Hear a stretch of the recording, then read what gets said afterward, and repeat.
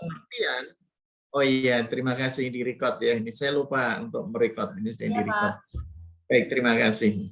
Ini yang record siapa, Mbak Verdi? Mbak. Yang record siapa ini tadi? Saya Pak. Susi, Pak. Oh, Mbak Susi ya. Terima kasih ya, Mbak Susi ya. Iya. Nah, kembali ya pada permasalahan. Kita tidak terlalu melihat apakah itu penting atau tidak. Tadi sudah saya sampaikan di depan. Tetapi kembali pada diri pribadi orang atau pemimpin itu sendiri. Makanya sini dikatakan kemampuan atau kesiapan. Nah, seseorang itu bisa menjadi pemimpin apakah dia punya kemampuan atau punya kesiapan.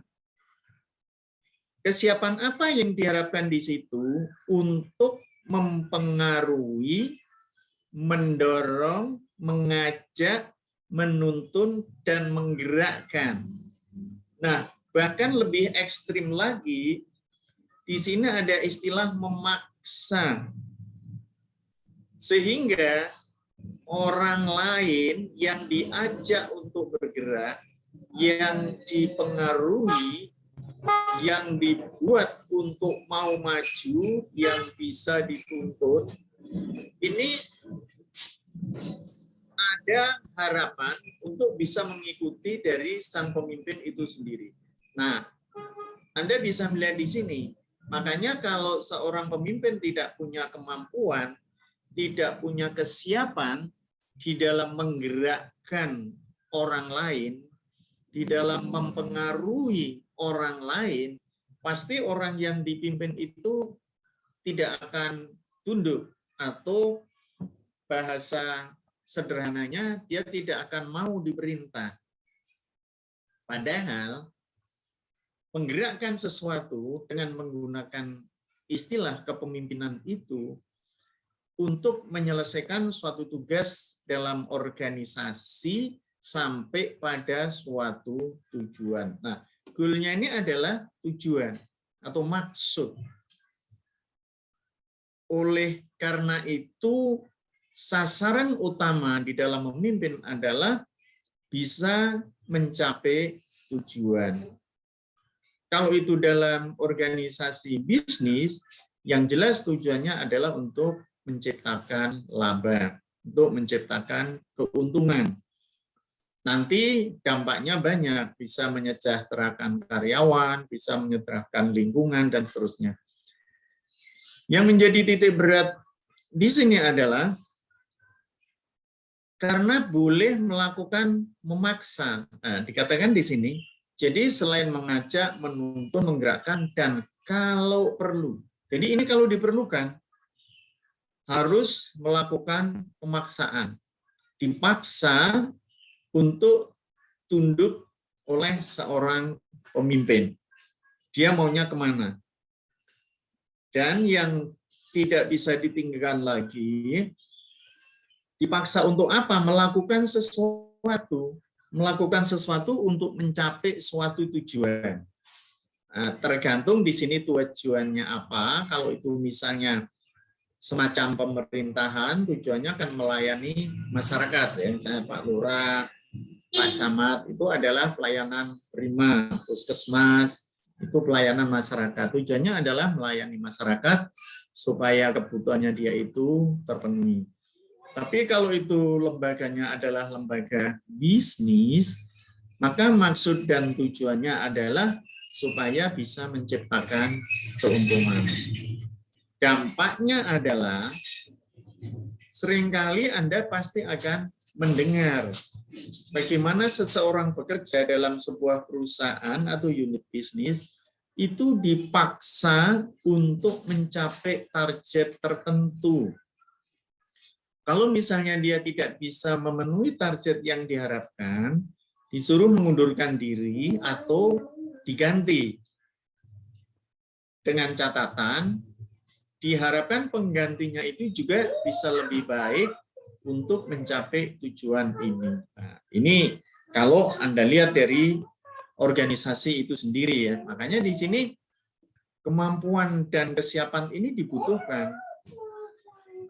seorang pemimpin apabila tidak punya kesiapan dan tidak punya kemampuan di dalam mengelola organisasinya untuk mencapai pada tujuan apa yang menjadi harapan organisasi, pasti nanti organisasinya itu akan gagal atau tujuan di dalam organisasi itu tidak akan tercapai. Nah, tolong ini Anda terapkan betul-betul karena ini Anda ada dalam posisi kehidupan masyarakat atau di dalam diri Anda sendiri.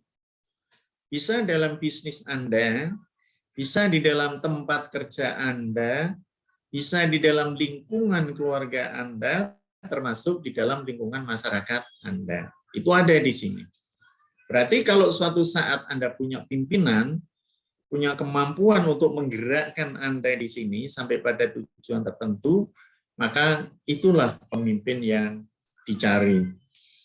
Tapi kalau pemimpin itu sendiri menggerakkan orang aja tidak bisa, menyuruh orang tidak mampu, ya sudah, nanti tujuan organisasi itu akan gagal.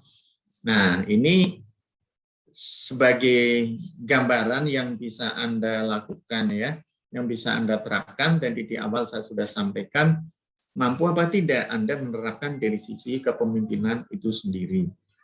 Kalau di dalam diri Anda, dalam jiwa Anda sudah mempunyai kespesifikan seperti ini, seperti yang ada dalam definisi ini, berarti Anda sudah memenuhi salah satu ciri sebagai seorang pemimpin.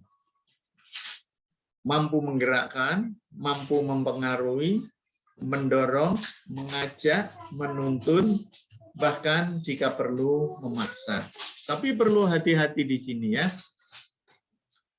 Permasalahannya tidak sesederhana apa yang tertulis di sini. Karena untuk mempengaruhi orang itu juga tidak mudah. Bisa jadi orang yang diperintah atau dipengaruhi untuk mengikuti dari rencana kerja Anda, itu dia tidak mau atau tidak setuju atau merasa keberatan. Nah, kalau dia merasa keberatan dan tidak mampu menyelenggarakan tugas-tugas yang diberikan, juga akan terjadi kegagalan. Kegagalan di dalam menjalankan organisasi itu. Jadi Anda harus hati-hati ya kalau Anda itu sebagai pemimpin. Walaupun dampak dari yang lain juga akan muncul. Kalau ini kepemimpinannya bagus, hasilnya akan baik, tapi sebaliknya kalau kepemimpinannya kurang bagus, dia akan kembali. Apakah stagnan, hanya berhenti, atau kembali gagal, atau justru timbul masalah-masalah baru, apakah karyawannya itu menjadi semakin tidak jelas, atau pada berantem gitu ya, atau banyak yang bolos, banyak yang tidak kerja sesuai dengan harapan, dan sebagainya. Oke, dari Urian di sini ada yang mau komentar, silahkan.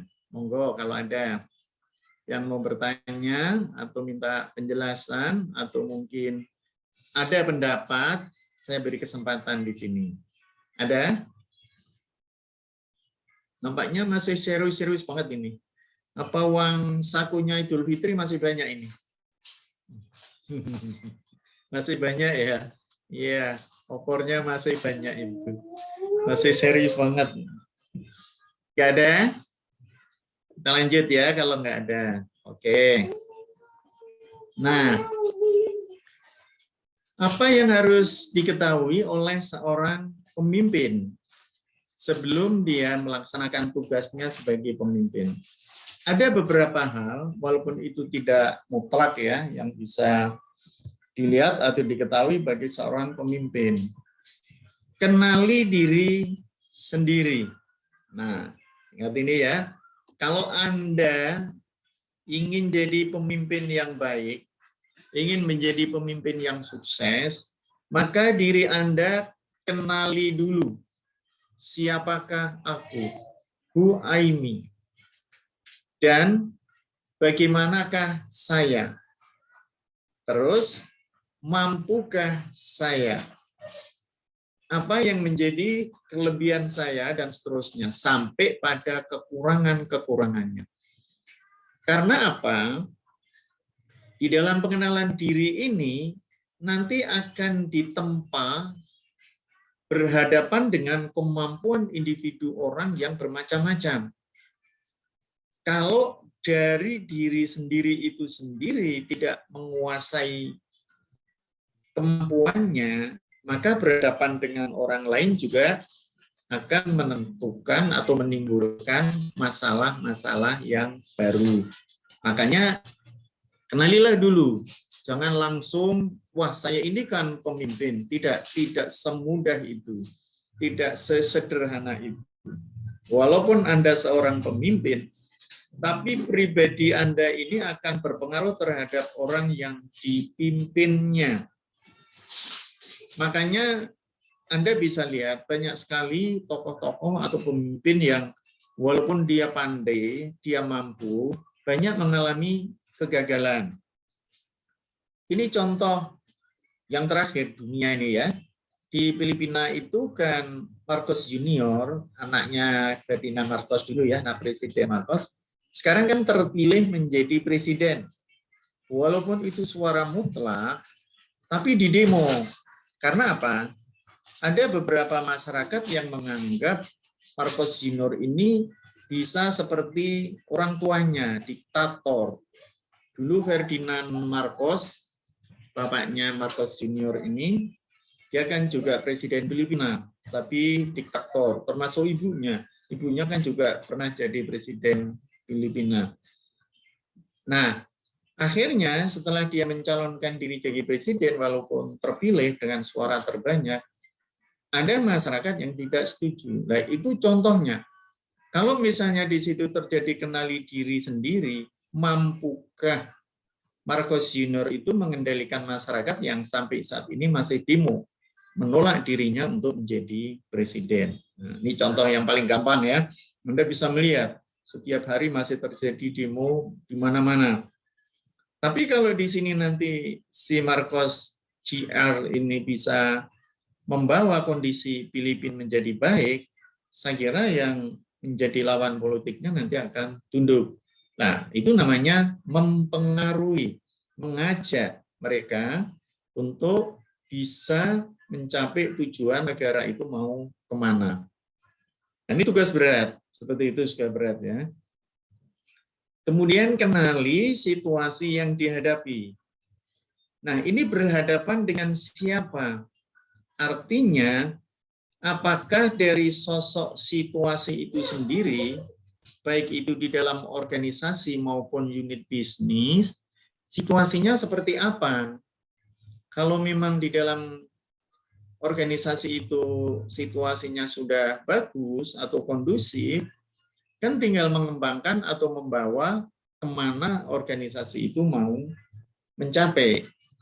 Tapi kalau situasinya masih kurang bagus, sampai contoh misalnya seperti di Filipina, ya harus ada tindakan-tindakan atau kekuatan-kekuatan tertentu yang sengaja dibuat untuk membawa agar organisasi itu menjadi lebih baik. Saya kira itu banyak terjadi ya, banyak terjadi di mana-mana. Termasuk di Indonesia itu kalau tanggal 1 Mei ya, itu kan hari buruh ya, hari buruh dunia. Indonesia kan juga ikut demo. Biasanya kalau buruh itu tuntutannya demo yang pertama adalah kenaikan gaji, itu pasti UMR-nya, upah minimum regional, kemudian juga kesejahteraan ditingkatkan, kemudian juga nasib, karena kemarin waktu ada tunjangan hari tua akan dibayarkan setelah usia berapa itu kan sudah masalah lagi. Bagaimanapun juga situasi yang ada saat itu seperti apa. Dan apakah bisa dihadapi hanya dengan tatap muka atau mungkin dengan tindakan. Jadi seorang pemimpin di sini diperlukan supaya dia mengenali situasinya. Dan dia harus berhadapan dengan situasi itu. Bayangkan kalau Anda berhadapan dengan buruh yang ribuan orang demo menuntut kenaikan upah minimum regional. Anda bisa lihat seperti apa kan? Selain dari satu sisi perusahaan berhenti, tidak ada operasi ya, berarti sudah kerugian. Yang kedua, mereka bisa jadi kalau sudah kumpul bisa anarkis. Yang semula hanya jalan-jalan biasa, nanti sudah ambil batu, saling lempar, bahkan saling berantem, bahkan bisa merusak dari perusahaan yang ada di situ. Makanya ini adalah bagian dari permasalahan sebelum melakukan tindakan sebagai seorang pemimpin harus dikenali dulu. Nah, harus memilih salah satu dari gaya kepemimpinan yang cocok dengan situasi itu. Nah, tergantung situasinya seperti apa. Dari beberapa gaya kepemimpinan, kemarin kan sudah saya sampaikan, nanti kita tambah lagi. Tapi seperti apa sih yang pas? Kalau di situ misalnya organisasinya itu adalah organisasi yang keras, memang di situ dibutuhkan kerja yang disiplin tinggi, maka gaya kepemimpinan di sini bisa saja seperti yang dilakukan Ferdinand Marcos ya, dengan menggunakan diktator. Suatu saat memang diperlukan. Maka dikatakan memaksakan tadi kan yang di depan tadi. Bisa dengan memaksakan harus melakukan sesuatu. Karena kalau tidak dilakukan pemaksaan, bisa jadi justru akan timbul masalah. Akibatnya apa? Terjadi kerusakan atau kerugian yang menjadi lebih besar. Sedangkan yang namanya situasi ini banyak sekali ya. Situasi bisa saja karena kerawanan sosial, bisa saja karena memang nilai-nilai dari usaha itu sendiri yang merosot, atau bisa juga karena peristiwa alam, termasuk banjir, gempa bumi, gunung meletus, dan seterusnya. Atau juga seringkali saya mendengar ada karyawan sebuah perusahaan sampai 3 bulan belum dibayar. Karena bisa jadi ya, memang perusahaan itu sendiri belum mampu membayar, belum ada keuntungan. Ini contoh ya, pernah saya sampaikan kepada Anda. Pas saya jalan-jalan keluar kota gitu ya, terus saya berhenti di pinggir jalan ya sambil istirahat gitu, beli minum, belum makan. Nah, di situ ada karyawan atau pegawai salah satu perusahaan ini spring bed gitu ya, tempat tidur atau kasur gitu ya. Dia juga berhenti di situ. Yang menawarkan kepada saya, Pak, tolong ini dibeli. Wah, rumah saya jauh, Mas. Nanti saya antar. Makanya kan saya di Semarang itu di arah Jalan Solo sana. Lah, kenapa kok saya suruh beli? Alasannya dia gampang. Perusahaan sudah tidak mau gaji 3 bulan. Apalagi sudah mau lebaran ya. Uang memang nggak ada. Nah, saya diberi tempat tidur itu, kasur itu disuruh menjual, silakan uangnya nanti diambil sendiri. Nah, jadi begitu. Nah, akhirnya apa? Dia harus menawarkan sana kemari. Padahal yang namanya spring bed, Anda tahu sendiri kan, kalau Anda hari ini beli, besok kan nggak beli lagi. Risikonya kan di situ. Makanya kemungkinan terjadi situasi saat itu, perusahaan sedang mengalami krisis. Banyak barang yang tidak laku numpuk di gudang, ya sudah, perusahaan itu ngasihkan pada karyawannya masing-masing diberi spring bed, silahkan dijual sendiri. Padahal yang dibutuhkan karyawan itu kan bukan spring bed, uang. Untuk makan lah, untuk beli baju lebaran, untuk kasih hadiah anak-anak, kasih angpau, dan seterusnya gitu. Akhirnya dia menjual seperti itu. Itu pun kalau laku, kalau tidak kan repot juga. Makanya dalam kondisi seperti itu, gaya kepemimpinan apa yang diperlukan sehingga nanti bisa menggerakkan karyawan untuk bisa mengikuti apa yang menjadi tujuan perusahaan. Berikutnya adalah penuhi kebutuhan tugas baik kelompok maupun individu. Nah, Kalau dalam organisasi bisnis, perusahaan itu besar, pasti ada yang kelompok, ada yang individu. Biasanya kalau ada kelompok, nanti ada supervisor. Dalam satu kelompok itu ada satu supervisor dan seterusnya. Nah, apa yang menjadi kebutuhannya dia? Kalau dia itu kebutuhannya misalnya untuk ada peralatan, ada transport, ada apa, dan sebagainya. Seperti tadi baru saja saya mampir di salah satu bank ya, bank swasta, begitu. Ada orang di situ, dia sedang akan tugas luar. Nah, yang ditanya oleh mereka yang bagian mengeluarkan dana itu, apa yang Anda butuhkan? Jadi dia ngajukan bon begitu, termasuk uang parkir, uang makan, uang transport untuk bensin. Nah, kalau sudah dibeli uang bensin, kan transportnya nggak dikasih. Tapi kalau belum dibeli bensin, transportnya dikasih. Nah, ini adalah kebutuhan individu. Ya misalnya tugas luar untuk ngantar surat atau apa dan seterusnya, atau mungkin untuk mengambil barang dan seterusnya, ini dipenuhi. Nah, kalau dia sudah dipenuhi semuanya di sini, maka apa yang akan dipimpin dan organisasi itu anggotanya merasa puas, dia akan senang. Dalam menjalankan tugas pun dia akan bangga. Wah, pimpinan saya baik, setiap kali saya pergi pasti saya diberi transport, saya diberi kebutuhan macam-macam dan seterusnya. Itu contohnya. Nah, ini adalah bagaimana seorang pemimpin sebelum menjalankan tugasnya. Karena apa? Bagaimanapun juga pemimpin harus mengenali dari lingkungan yang akan dipimpinnya itu. Mulai dari dirinya sendiri, kemudian situasi, pilih gaya yang cocok, dan juga memenuhi kebutuhan dari masing-masing anggotanya itu. Oke, ada yang mau komentar? Silakan. Mas Ulin mau komentar? Monggo Mas Ulin. Itu Filipina itu kok satu keluarga itu gimana ya Pak ceritanya itu? Oh iya Mas. Biasa Mas, bukan begitu Mas. Jadi saya kira biasa ya, kalau dulu raja-raja pasti turunan ya, pasti itu raja loh. Tapi kalau misalnya presiden, kan memang bisa jadi, dulu Amerika kan juga ada yang gitu kan, bapaknya presiden, anaknya juga jadi presiden. Bahkan bisa jadi kayak Indonesia, dulu Soekarno kan pernah presiden, Megawati juga kepilih jadi presiden, itu kan anaknya. Nanti bisa jadi lagi siapa, misalnya anaknya SBY atau anaknya Megawati atau anaknya Mas Ulin kan bisa jadi misalnya gitu ya. Memang ya suatu saat akan terjadi kepemimpinan itu akan berpengaruh terhadap orang tuanya dulu. Jadi misalnya kayak Bung Karno itu kan dulu tokoh dunia itu kan terkenal.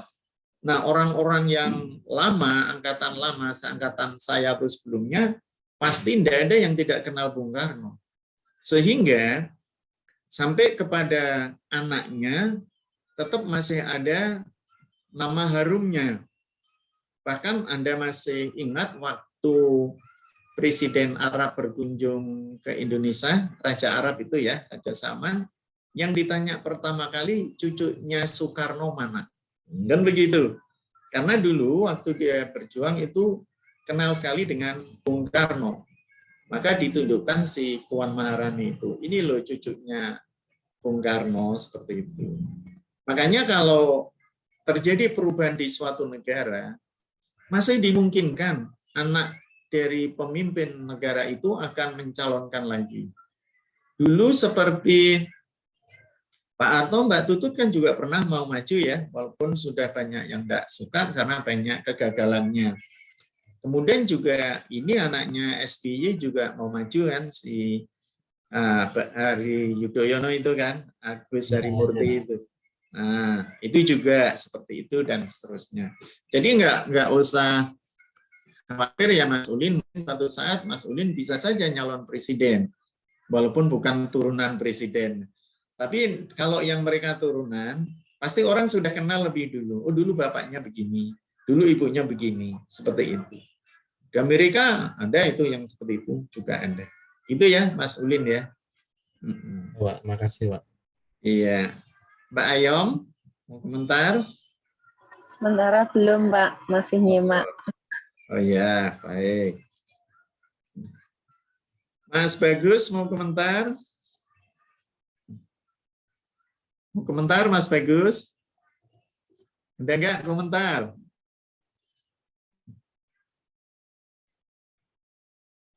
Belum? Belum, Mas Bagus? Mbak Susi? Ya, Pak. Ya, Mas Bagus mau komentar? Komentar Tidak, nggak? Pak. Ya. Lainnya ada mungkin? Mbak Susi enggak? Oke. Baik, kita lanjutkan ya. Terima kasih.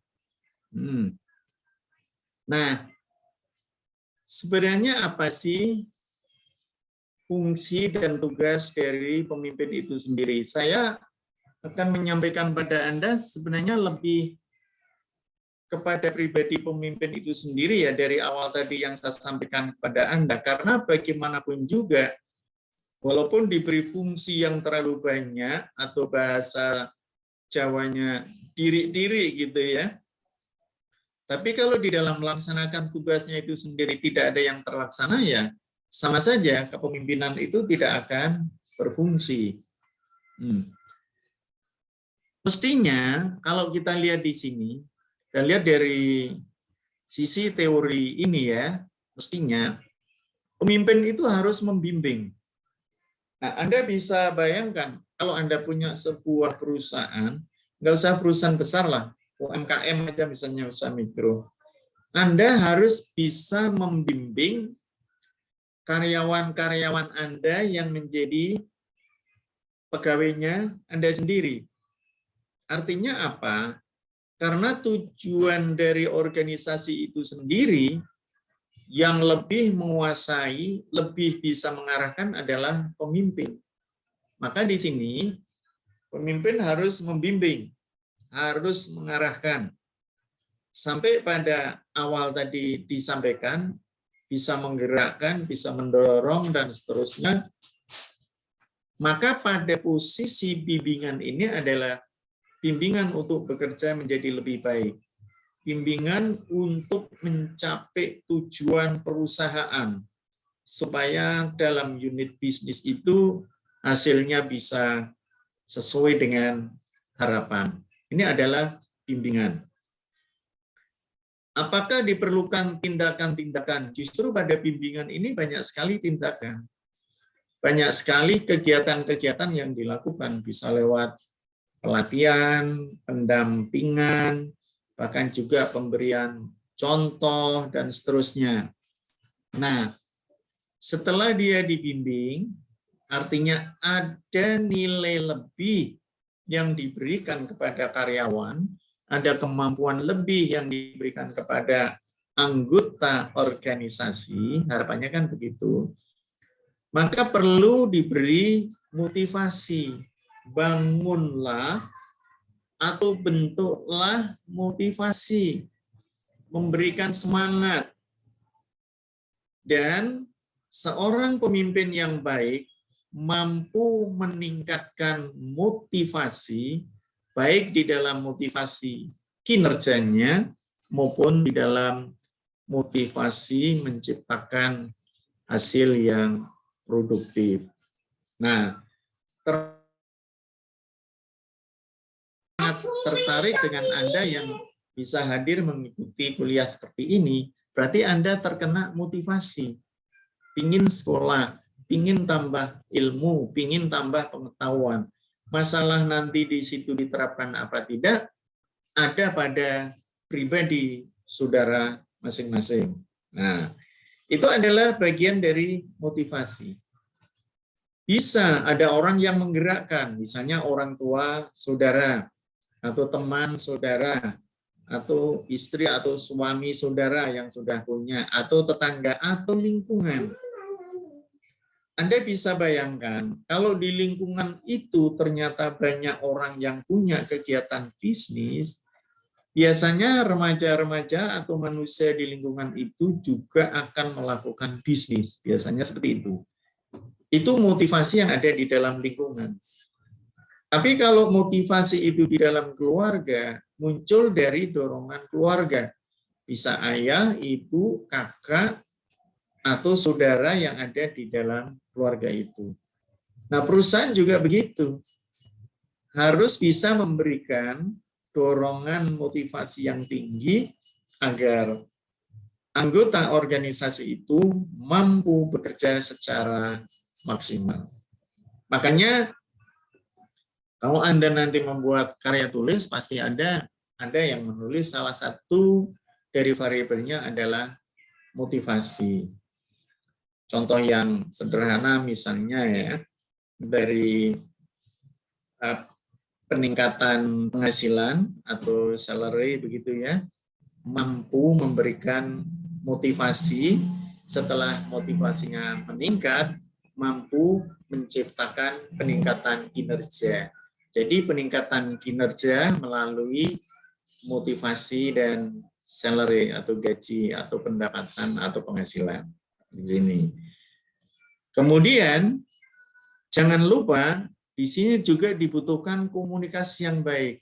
Ada kerjasama, ada hubungan dari pimpinan dan karyawan, baik secara individu maupun kelompok, dan jaringan komunikasi ini tercipta dengan baik.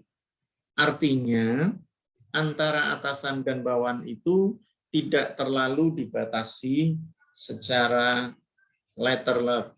Jadi misalnya ketemu ya ada senyum, salam, sapa, dan ketemu dia macam berengut gitu, atau malah menjauh. Nah, itu kan sudah repot nanti kalau udah terjadi seperti itu. Ya, selamat pagi, assalamualaikum, apa kabar? Kan bisa cuma berapa kata aja sudah gitu. Sambil senyum. Senyum itu katanya Mbak Ayom ibadah. Nah, sudah senyum aja. Tapi senyum ada lawan ya, jangan sendirian. Nanti di kamar mandi senyum sendirian, nah, itu bukan ibadah lagi, itu sudah beda lagi.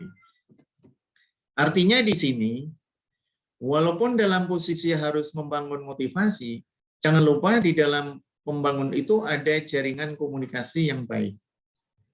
Bahkan kalau perlu, dalam suasana tertentu ada silaturahmi.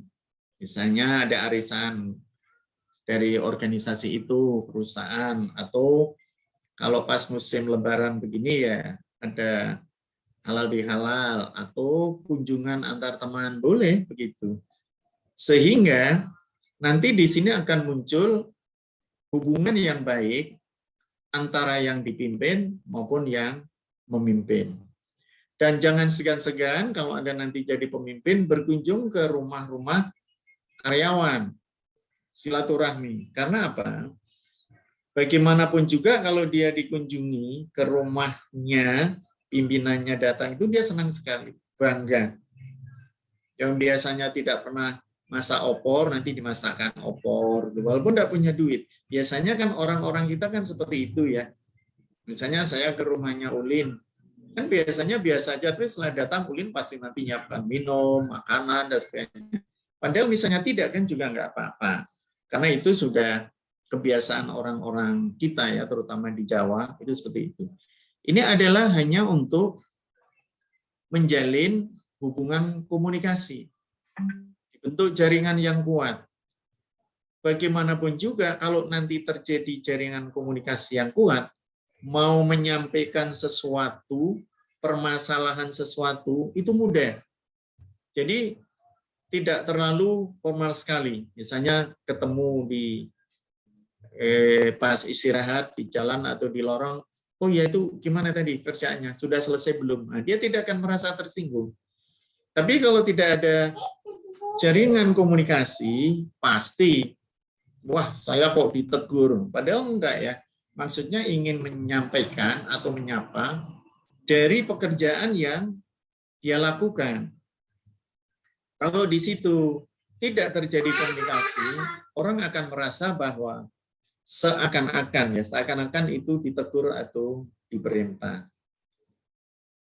Kemudian membawa pengikutnya kepada suasana yang dituju sesuai dengan perencanaan. Nah, ini akan membawa orang, mempengaruhi, mendorong untuk mencapai suatu tujuan sesuai dengan tujuan organisasinya. Tidak mudah. Saya ambil contoh yang gampang lah. Anda tahu kan pelatih PSSI Indonesia Muda yang sekarang baru berlaga di Vietnam ya, di Vietnam di sana. Mereka harus bisa membawa dari anggotanya itu, harapannya pasti juara ya, itu pasti. Itu tidak mudah. Karena apa? Bagaimanapun juga, apa yang dituju sesuai dengan perencanaan, pasti ada kendala-kendala.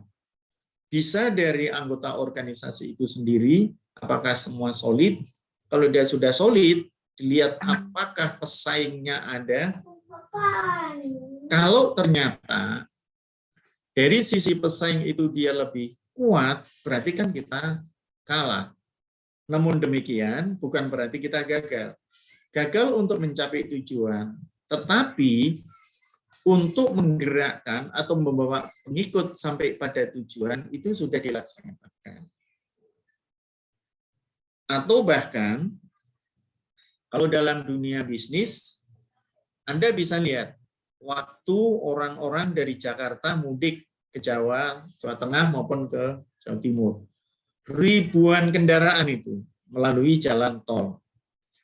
Bagaimana Kakor Lantas itu untuk mengkoordinasikan agar anggotanya itu nanti bisa menggerakkan segala sesuatu sehingga di dalam perjalanan itu si pemudik itu lancar. Nah, makanya kan semua polisi digerakkan. Mulai dari pusat sampai ke daerah, semua Polres bergerak semua. Akibatnya ada kontraflow, bahkan ada yang satu arah, one way saja, sehingga kecelakaan bisa dipegang. Kan tidak begitu banyak kan kecelakaan untuk Lebaran tahun ini, padahal itu ribuan.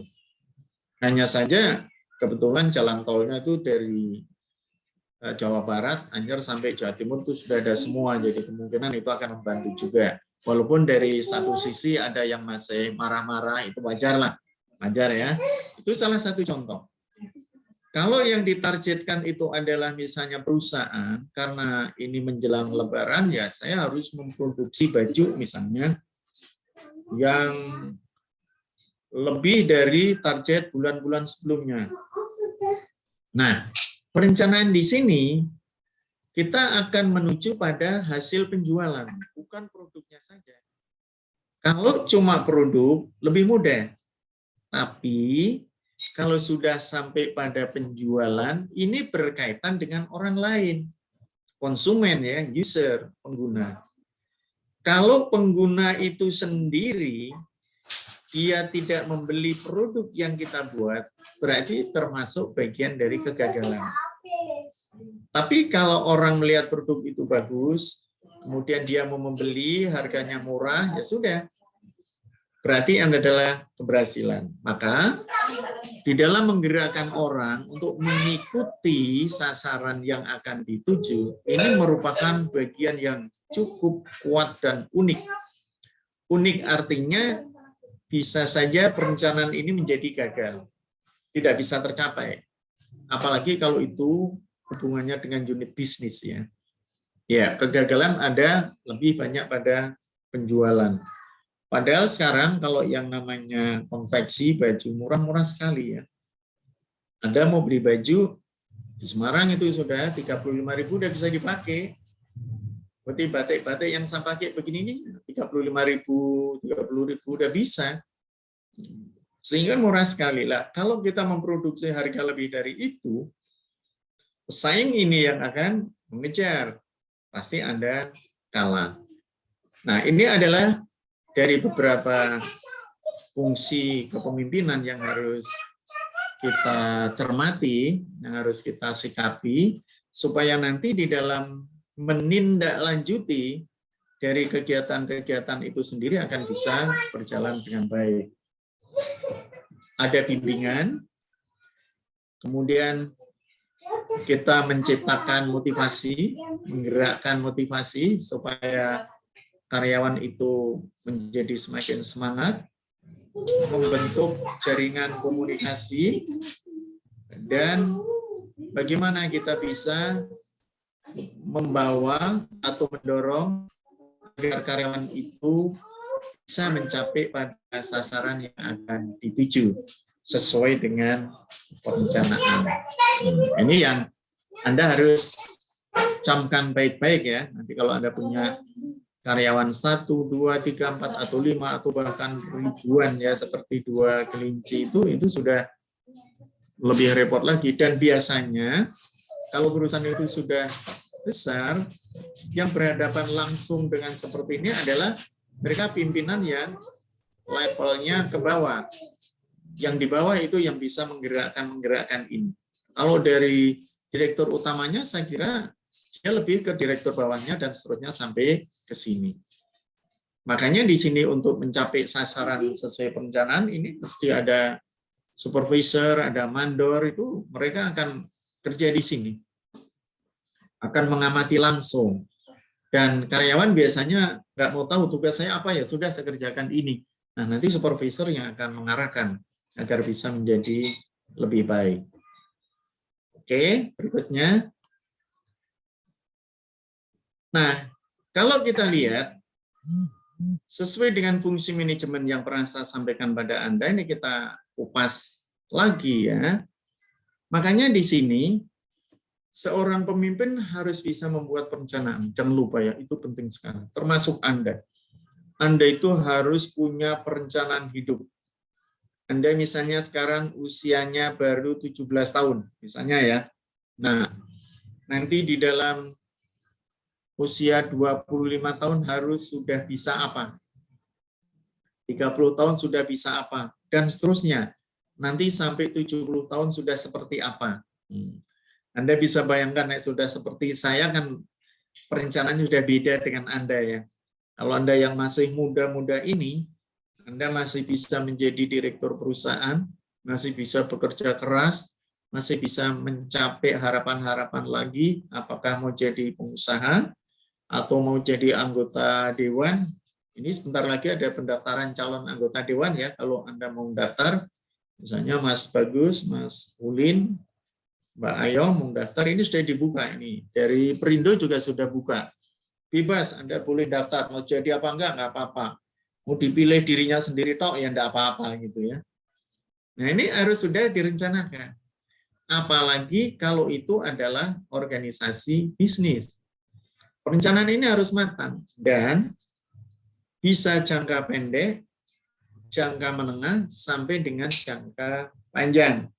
Nah, kalau sudah posisinya sampai pada jangka panjang, itu berarti sudah lebih dari 5 tahun. Artinya, yang saya sampaikan pada Anda tadi, misalnya Anda sekarang 17 tahun, 5 tahun kemudian Anda mau apa gitu. Terus 5 tahun lagi mau apa lagi. Sudah ada step-step seperti itu. Kalau sudah sampai jangka panjang, itu adalah harapan atau idealisnya.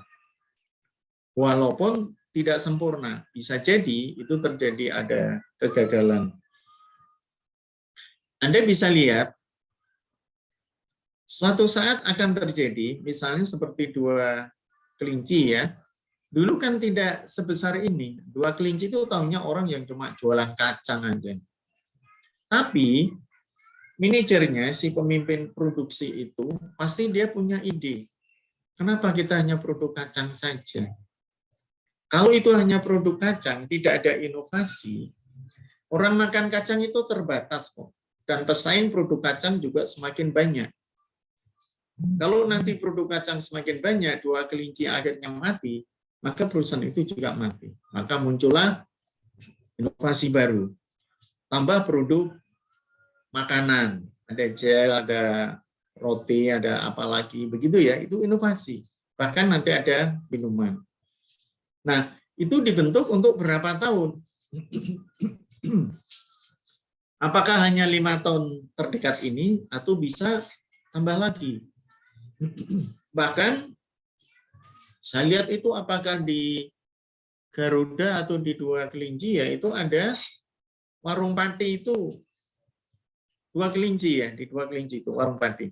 Kalau di Garuda itu juga ada semacam restonya itu di pinggir jalan. Nah, itu termasuk bagian dari perencanaan pengembangan jangka pendek maupun jangka panjang. Nah, kalau di situ sudah buat perencanaan yang bagus, misalnya 1 tahun, 5 tahun, kemudian 25 tahun, baru kita laksanakan. Di dalam pelaksanaan ini juga mengikutkan seluruh anggota dalam organisasi itu. Jadi mulai dari karyawan yang paling bawah sampai dengan top manajemen itu ada di situ, dikembangkan. Nah, kalau ini sudah dijalankan, dilaksanakan, ada nggak pengawasannya? Mestinya diawasi ya. Pasti kalau nggak diawasi bisa berantakan. Perencanaan, ada pelaksanaan, kemudian ada pengawasan, kemudian pengambilan keputusan. Artinya apa? Kalau di situ sudah diawasi, ada pelaksanaannya, apa yang mau dilakukan untuk selanjutnya? Ada keputusan. Apakah barang itu diproduk terus atau dihentikan karena tidak laku? Pasti ya, nanti ada barang-barang yang memang dijual itu tidak laku. Itu pasti ada. Nah, kalau tidak laku kan dievaluasi. Kenapa kok tidak laku? Bisa jadi memang tidak disukai konsumen karena rasa, atau bentuk, atau warna, atau apa. Atau bahan bakunya. Anda bisa lihat kalau Anda makan kacang garing Dua Kelinci, itu kan sudah beberapa versi kacang ya. Ada yang dibuat rendah lemak, ada kan itu non kolesterol, ada yang kacang kulitnya sudah dikupas, ada juga yang sudah dicampur dengan kue atau roti, atau disubstitusi dari jagung atau kedelai. Nah, kalau sudah seperti itu, pasti nanti produk-produk yang dijual, yang ditawarkan kepada konsumen, tidak semuanya disukai konsumen. Dampaknya apa? Dievaluasi. Bahkan saya pernah membeli di Dua Kelinci itu ya, itu satu paket, satu box. Isinya macam-macam, semua produk masuk di dalamnya. Kalau Anda analisis, itu merupakan bagian dari penjualan produk untuk produk-produk yang tidak disukai konsumen. Jadi dijadikan satu. Itu dijual satu paket box, bisa untuk oleh-oleh, bisa untuk tanda mata begitu ya, kenang-kenangan dibawa. Tapi yang dimakan kan banyak. Kalau yang dimakan banyak, nanti pasti ada yang tidak disukai konsumen. Hanya perusahaan kan secara tidak langsung menjual produk yang memang konsumen itu tidak suka. Itu pun tidak bisa berjalan lama kalau sudah dievaluasi. Memang dari produk itu tidak disukai, ya jangan diproduk lagi. Sudah dibuang aja, ditinggal atau diganti produk lain. Tapi sebaliknya, kalau di situ ada yang banyak disukai, misalnya seperti wafernya atau wafelonya gitu ya, sudah perlu produk lagi, silakan produk, kalau perlu diberi beraneka macam rasa. Itu adalah fungsi pokok ya. Jadi memang apa sih yang harus dilakukan seorang pemimpin? Lebih banyak dia bekerja menggunakan pemikirannya, sedangkan nanti di dalam pelaksananya ini adalah pada karyawan-karyawan atau manajer-manajer yang ada di bawahnya. Konsekuensinya, kalau nanti sudah mengalami kegagalan di dalam perencanaan, evaluasi sudah muncul, maka dilakukan perencanaan ulang. Nah, ini yang sangat dikhawatirkan oleh beberapa pelaku bisnis.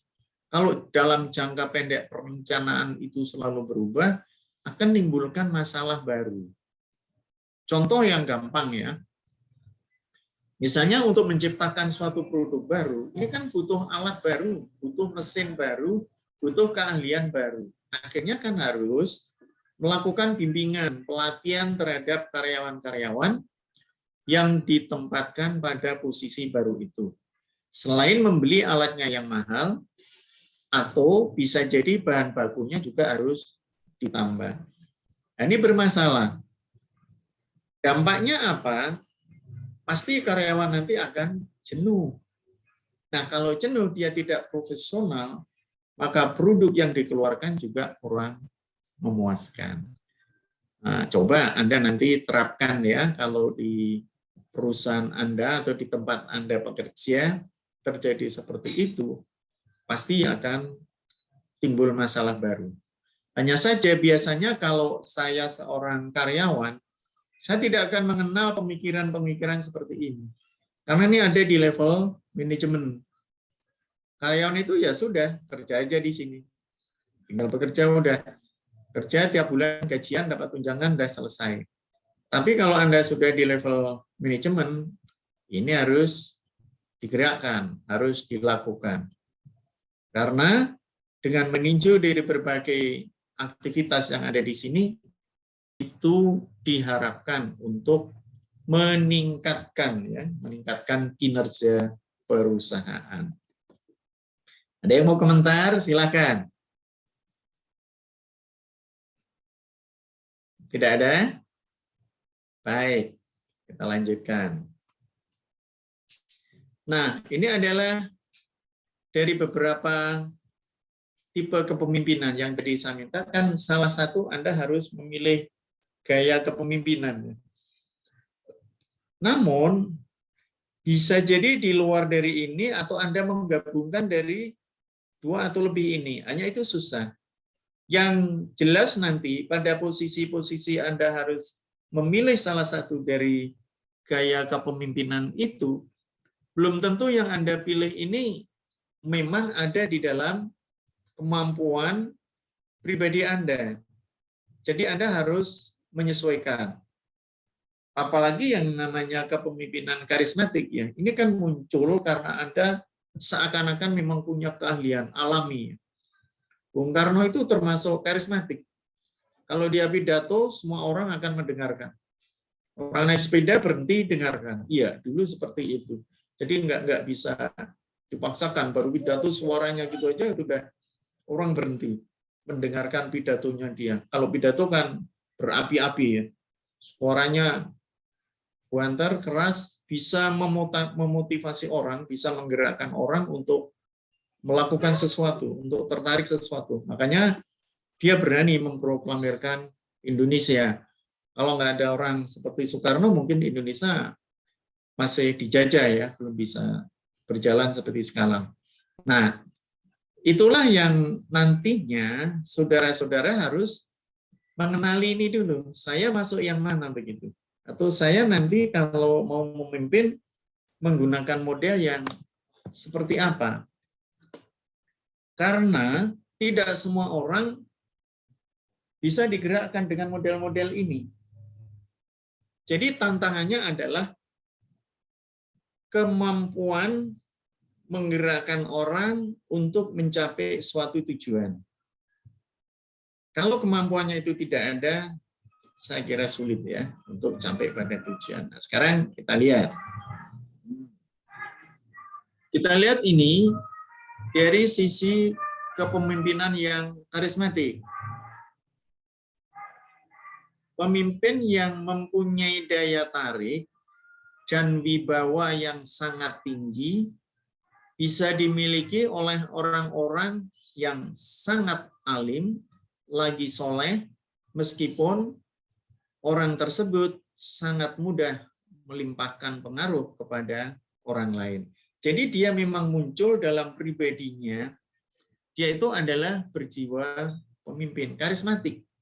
Baru keluar aja gitu sudah, Gus Dur itu juga karismatik ya. Orang jalan keluar kita, orang sudah jemput dia, disalami dan sebagainya.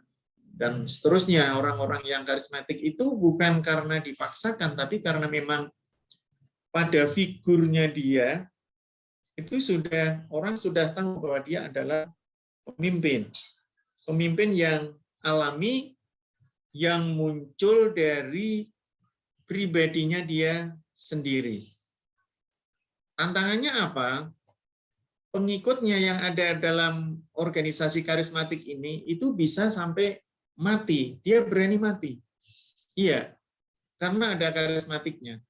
Makanya banyak sekali kalau Anda lihat dari pengikut-pengikut orang yang punya karismatik ini, dia bela sampai mati. Berani dia mengatakan bahwa wah, ini jangan karena ini adalah orang yang menjadi pemimpin saya. Dia ikhlas membelanya sampai kapanpun. Tapi orang yang karismatik ini juga jarang, tidak banyak ya, nggak banyak. Kalau memimpin perusahaan model karismatik ini ya sangat jarang sekali. Ada tapi jarang. Baru lewat aja dia sudah tahu wah itu bos lewat. Wah itu pemimpin lewat. Tantangannya adalah karyawan di sini tidak bisa merubah apa yang menjadi harapan untuk berikutnya. Anggotanya hanya tunduk pada pemimpin ini saja. Tidak bisa digerakkan untuk yang lain. Misalnya ada pembaharuan atau ada perubahan apa. Karena ini karismatik, ya sudah berhenti. Kalau pimpinannya nggak ngomong, oke, nggak mau dia. Sudah, biar saya dikatakan bodoh, nggak apa-apa. Tapi pemimpin saya tetap itu adalah menjadi panutan atau menjadi acuan.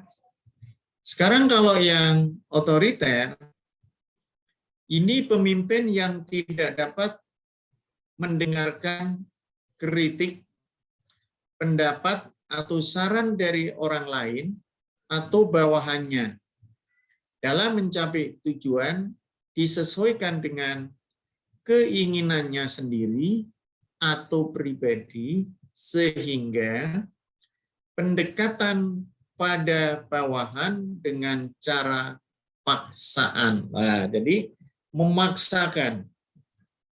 Makanya kalau ada presiden yang diktator, ya ini otoriter ini, paksakan. Dulu di Afrika ada Uganda ya, Idi Amin. Idi Amin itu juga diktator itu. Kalau yang menjadi lawan politiknya ya dibunuh. Makanya otoriter dia. Untuk mencapai suatu tujuan, dia melakukan pemaksaan. Suatu saat akan terjadi, memang harus dilakukan otoriter ya. Misalnya di dalam kemiliteran, kalau Anda jadi tentara atau latihan tentara, itu kalau tidak disiplin, tidak otoriter itu pasti akan timbul masalah. Karena berkaitan dengan barang-barang yang bisa membahayakan diri sendiri. Apakah itu tembakan atau tenggelam atau jatuh, misalnya latihan terjun payung dan sebagainya, itu kan kalau tidak dipaksakan begitu, ya sudah bisa timbul masalah-masalah baru. Makanya walaupun di sini otoriter, kalau dilihat mungkin kurang begitu pas ya untuk perusahaan, tapi suatu saat ada organisasi yang memang di situ membutuhkan kegiatan-kegiatan munculnya otoriter ini. Memang kalau dilihat bagaimanapun juga semua dari tipe kepemimpinan itu ada kelebihan dan ada juga kekurangannya. Jadi tidak usah khawatir kalau suatu saat Anda itu memanfaatkan otoriter ini untuk menggerakkan bawahannya. Karena memang dia tidak mau atau tidak mampu. Ya sudah, gunakan aja dengan model otoriter. Nah, kalau dari sisi liberal, pemimpin yang tidak tahu menahu dengan persoalan bawahannya dan membiarkan bawahannya mencari masalah dan pemecahnya sendiri. Diberi kebebasan, suka-suka kamu. Yang penting, misalnya Anda harus buat produk ini hari ini 1000, misalnya begitu ya. Ya sudah bebas. Mau tanya terserah, tidak terserah, jadi terserah, nggak terserah, sampai dia memutuskan sendiri. Makanya di sini dikatakan liberal ya ada kebebasan. Tiba sesuka dari karyawan itu sendiri, mencari masalah sendiri, memecahkan masalah sendiri. Jadi kalau ada demokrasi liberal ya, seperti di Amerika itu kan ada kebebasan gitu ya. Ada kebebasan. Nah, permasalahannya apa? Kalau di sini ada liberal, berarti orang akan bisa lebih maju karena ada kebebasan. Tetapi bisa juga di situ akan muncul kelemahannya. Kebebasan itu kan bisa tidak sesuai dengan tujuan yang diharapkan.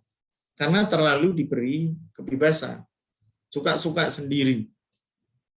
Artinya kalau dari semua karyawan atau semua anggota organisasi diberi kebebasan untuk mencapai pada tujuan, kan menjadi beda-beda.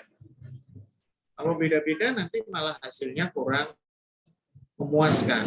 Kalau tidak memuaskan bentuknya beda-beda atau bahkan bisa dia nanti jadi berdiri sendiri. Demokratis, kekuasaan sepenuhnya pada anggota, segala keputusan berdasarkan keputusan musyawarah. Bersama dengan anggotanya, pemimpin mencari masalah dan pemecahannya. Ini demokratis, bertentangan dengan liberal. Kalau ini diberi kebebasan, di sini anggota diajak musyawarah. Keputusan nanti adalah ada pada musyawarah yang banyak Anda pakai kalau rapat RT atau rapat RW itu kan ada di sini ya. Ada pada posisi Anda harus melakukan musyawarah. Nah, itu ada 4 tipe kepemimpinan yang Anda bisa ketahui, walaupun ada beberapa yang kemungkinan bisa jadi Anda bisa menerapkan, bisa juga Anda tidak menerapkan.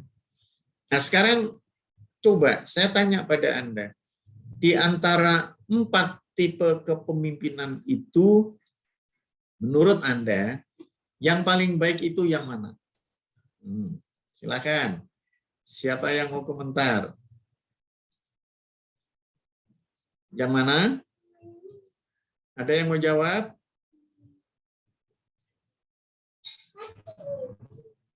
Mas Kristianto ada? Mas Kris? Halo? Mbak Nur Kona? Ya, Pak. Nah, mana yang menurut Anda paling baik? Demokratis, Pak. Alasanmu apa? Karena kan mengikuti nilai Pancasila aja, Pak. Ya, di perusahaan gimana? Mbak Nur Kona, open camp bisa nggak? Open camp coba. Bisa, Pak. Ya, bisa ya. Kalau di organisasi itu, apakah semua harus demokratis? Tidak sih, Pak. Ada juga tidak. yang keputusan itu di bawah tangan pemimpin. Oke. Tapi Anda lebih suka yang demokratis gitu ya? Iya. Oke, makasih. Mas Saiful. Ada nggak? Hadir, Pak. Hadir. Ya. Coba Mas Saiful. Open camp ya, Mas? Siap. Silakan, Mas. Coba. Anda pilih yang mana di antara 4 itu? Gimana, Mas Saiful? Lebih menjurus ke karismatik sih, Pak. Karismatik. Ya. Alasannya Ya. apa? Nah, dengan adanya ya, kalau dengan adanya pemimpin yang karismatik, biasanya seseorang anak buah atau karyawannya dia tidak ada sedikit paksaan, Mbak, atau gimana ya? Anutlah kepada kepemimpinan seorang pemimpin tersebut gitu. Iya, oke. Terima kasih, Mas Saiful. Oke. Sekarang Mbak Susi. Ada Mbak Susi? Halo Mbak Susi, masih masak? Oke. Nggak muncul ya Mbak Susi? Bagus. Mas Ulin, silakan. Lebih ke demokrasi mungkin, Pak. Oh iya, salah mungkin ya. Anda punya pendapat ya? Salah nggak? Apa-apa di sini nggak ada benar, nggak ada salah kok. Ini semua ditampilkan karena ada penganutnya gitu. Iya, Pak. Lebih ke demokrasi, Pak. Ada pertimbangannya apa? Konstitusi di Indonesia kan negara demokrasi, Pak. Baik, terima kasih. Nah, iya, Ya. makasih Mas Ulin. Jadi begini ya, kalau Anda memang hidup di Indonesia, Anda pasti banyak memilih yang demokratis. Tapi jangan lupa, di Indonesia yang karismatik juga masih banyak ya, seperti kiai-kiai itu. Tapi dia kan untuk lembaga seperti pesantren, seperti itu ya. Kemudian organisasi-organisasi sosial, itu banyak. Saya pernah ke perbatasan Tayu sama Jeporo ya, Donorojo ya, itu kan ada pondok pesantren siapa gitu. Saya ke sana, wah semua santrinya hormat semua pada kiainya, nggak ada yang berani. Bahkan ada beberapa dosen dari luar Pati ya, dari Semarang pada sowan ke sana juga, saya nggak tahu mau apa, karena dia karismatik, jadi didatangi seperti itu. Tapi kalau itu nanti untuk organisasi besar seperti perusahaan, butuh orang karismatik, orang yang karismatik betul-betul di situ untuk mengangkat organisasi mencapai tujuan perusahaan itu. Jadi sasarannya itu jelas sudah beda ya, kalau itu perusahaan dengan lembaga seperti pesantren itu sudah beda.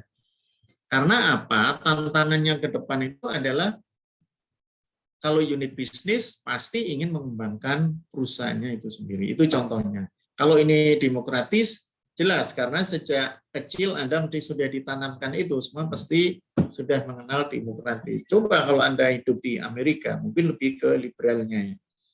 Ingin bebas gitu. Bahkan kemarin waktu ada COVID-19 suruh pakai masker aja pada nggak mau, akhirnya banyak yang jadi korban karena liberal, malah demo. Disuruh vaksin juga malah demo, nggak usah divaksin. Ya sudah, dampaknya orangnya banyak yang meninggal. Tapi ya enggak apa-apa, karena itu suatu pilihan. Kalau di dalam perusahaan itu liberal, ya harus hati-hati jenis bisnis. Nah itu apa? Bisa jadi memang ada bisnis yang membutuhkan liberal, misalnya untuk marketing ya, bagian penjualan itu memang harus liberal, bebas. Mereka harus mencari ide sendiri, mengembangkan sendiri, putuskan sendiri. Walaupun target dari penjualan itu perusahaan sudah menentukan sekian misalnya begitu. Tapi dampak yang diharapkan adalah bagaimana menggunakan dari tipe-tipe kepemimpinan. Nah, Anda silakanlah nanti mau pakai yang mana, monggo. Oke ya, kita lanjutkan lagi ya. Nah, ini kalau versinya Ki Hajar Dewantoro, ini mesti Anda sudah kenal semua ya. Waktu di SD mesti sudah dikenalkan. Ing ngarsa sungtulodo, ing madya mangun karso, tuturi andayani. Artinya apa? Pemimpin itu kalau di depan harus bisa memberi contoh. Bahasa Jawanya mandigani gitu. Ini loh saya pemimpin. Beri contoh. Contoh yang baik, bukan contoh yang jelek ya. Tapi kalau dia ada dalam organisasi masuk ke situ, mangun karso bisa merantasi, memberikan motivasi, membaur dengan karyawan, bisa bekerja bareng, ini merantasi di sini, mangun karso. Tapi kalau di belakang harus bisa memberikan semangat, memberikan dorongan, bisa memberikan support. Jadi Ki Hajar Dewantoro ini sebenarnya dulu bisa termasuk pemimpin yang karismatik, tapi dia mengajarkan teorinya seperti itu. Dan ini yang dipakai di dunia pendidikan. Hanya saja kalau ini diterapkan pada perusahaan juga kemungkinan ada yang bisa, ada juga yang tidak. Sekarang misalnya Igmatio Mangunkarso, kalau dia misalnya pada posisi di tengah-tengah bersama-sama dengan karyawan ikut bekerja kan tidak mungkin ya. Tapi dia paling tidak menyemangati, dikatakan sebagai motivasi. Bisa memberikan semangat agar karyawan itu menjadi lebih baik. Dan bisa memberikan dorongan, support, tutwuri andayani. Bukan tutwuri anggrusui, bukan. Tapi justru di sini bisa memberikan motivasi. Ayo terus, ayo semangat. Bagaimana caranya bisa lebih maju? Ini dari kepemimpinan Ki Hajar Dewantoro. Semua sudah kenal ya, banyak teorinya Ki Hajar Dewantoro di sini. Nah, bagaimana sifat seorang pemimpin? Perlu kita ketahui di sini ya, kita lihat bahwa pemimpin itu, ini kalau niat berhikmah kepada Allah SWT dan organisasi. Artinya ini adalah pemimpin di negara-negara yang berketuhanan. Pemimpin di negara yang memang di situ mempunyai Tuhan. Artinya bukan dia tidak bertuhan, tidak pemimpin, itu tidak. Di negara itu ada simbol memang agama itu dijadikan bagian dari negara itu sendiri, seperti di Indonesia. Nah, kalau di sini sudah dikatakan ketuhanan di sini, semua tetap berpegang teguh kepada Sang Pencipta, kepada Allah Subhanahu wa Ta'ala, dan juga kepada organisasi. Organisasinya ini juga berketuhanan. Jadi semua digerakkan, semua dilakukan yang berpedoman, berperilaku berdasarkan ketuhanan. Yang kedua, adil, setia, ikhlas, berkorban, serta pantang menyerah. Ini kayak pramuga ya, berkorban tanpa menyerah. Nah, pengertian adil di sini dan setia, adil terhadap karyawan, setia terhadap organisasinya, berarti termasuk karyawan, ikhlas berkorban, ini untuk perusahaan, serta pantang menyerah.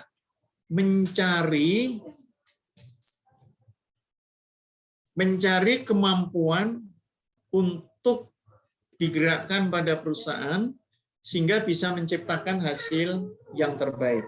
Yang dikatakan pantang menyerah. Jadi kalau gagal satu, dia akan muncul lagi, satu lagi. Ada lagi, muncul lagi, satu lagi, dan seterusnya. Saya senang kalau ada anak-anak muda sekarang, dia kreatif. Kalau saya sering melihat di TV itu ya, itu kan ada pengusaha-pengusaha muda yang di TV apa itu ya, itu selalu kreatif, menciptakan sesuatu yang nanti dia bisa menjadi miliarder gitu. Bahkan ada yang orang belum pernah melakukan tapi dia lakukan. Nah, itu pantang menyerah. Dan kalau dilihat biasanya kan ditanya bagaimana riwayatnya, dia patah tumbuh hilang berganti.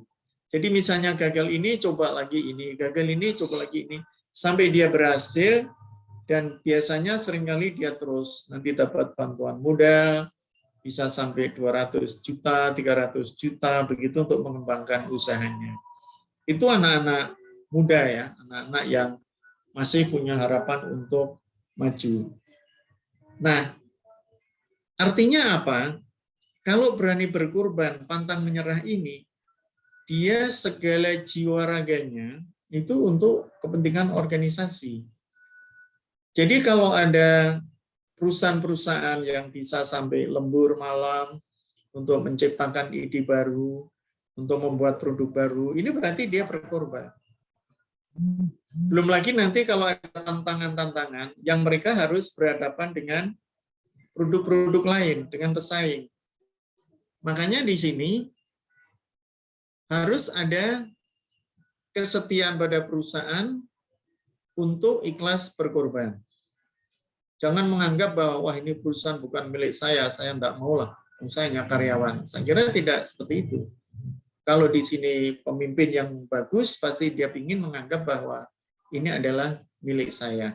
Makanya banyak sekali perusahaan-perusahaan besar itu pemimpin kalau bagus, dia juga diharapkan mempunyai saham pada perusahaan itu. Artinya supaya dia tidak lari. Kalau nanti dia lari, cari lagi juga susah. Penuh energi dan inisiatif, juga gemar beraktivitas. Energik, artinya apa yang dia lakukan di dalam pekerjaan itu bisa menciptakan segala sesuatu yang baru. Dikatakan inisiatif. Dia produktif. Bukan hanya sekedar meniru, tapi menciptakan baru. Dan selalu, nah ini ya di sini, gemar beraktivitas. Selalu muncul ide-ide atau gagasan-gagasan yang bisa membuat organisasi itu menjadi lebih maju. Dia akan berkembang di sini. Artinya posisi-posisi yang harus ditunjuk dia sebagai seorang pemimpin menyebabkan dia harus lebih energik, jangan tidur. Ada perubahan baru, ada tantangan baru, langsung dia tanggapi, langsung dia kerjakan. Tidak emosional, simpatik, sopan, dan fleksibel. Ini ramah ya, ramah, santun, dan seterusnya. Jadi kalau ada masalah, misalnya ada kegagalan, dia tidak emosi. Misalnya sopir truk yang mengangkut barang, kebakaran, dia tidak emosi. Oh kenapa bisa kebakaran? Oh enggak dimatikan aja misalnya begitu. Enggak. Simpatik, artinya setiap keputusan, setiap tindakan yang dia lakukan itu bisa menarik perhatian. Apalagi sopan dan fleksibel, luas gitu ya. Nangani masalah itu luas. Tidak mudah marah, tidak bentak-bentak. Kalau ada karyawan yang sakit ya izin diperbolehkan, bukan malah kenapa sakit, buat jangan sakit, atau sudah tetap kerja loh, nanti malah timbul masalah baru. Cakap, banyak akal, terampil, komunikatif, dan terbuka. Semua orang punya kemampuan ya.